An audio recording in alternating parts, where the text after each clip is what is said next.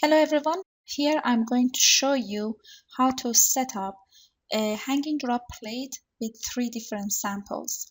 So I start by putting the protein plate on the deck in the software, and I can call it protein, and then the plate containing the reservoir, which can be a TTP96 round plate. I call this reservoir, and then I choose the hanging drop seal on the substrate 96 with 3 drops, and I can call it seal with 3 drops. If I want to track the volume in the reservoir plate, I can specify the volume over here. For example, we have 70 microliter in each well for the reservoir.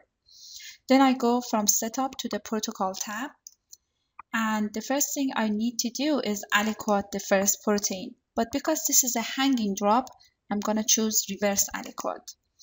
And the protein is in position 1, column 1, for example. And here is the seal. I choose all the columns that are getting the protein and the correct subwell. For example, the volume that I'm going to dispense is 100 nanoliter. I can change it over here.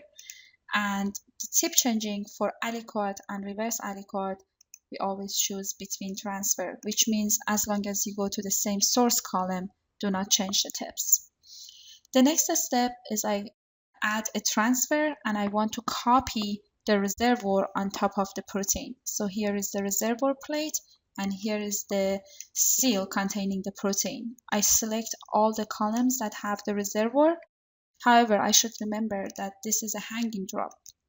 So instead of copy, I'm going to use mirror, which is the mirror of the copy command. So number 1 is going to go to number 12. The reservoir in number 2 is going to go to number 11. Then I choose the right subwell and the right volume, and the tip changing should be always, because we don't want to cross-contaminate between the samples. Then I can copy this step and insert after, and copy the mirror and insert after. So in this step, I have to choose the correct protein. Let's say my second protein is in number 2, and I want to place it in subwell number 3, the same volume, let's say, and the tip changing stay the same.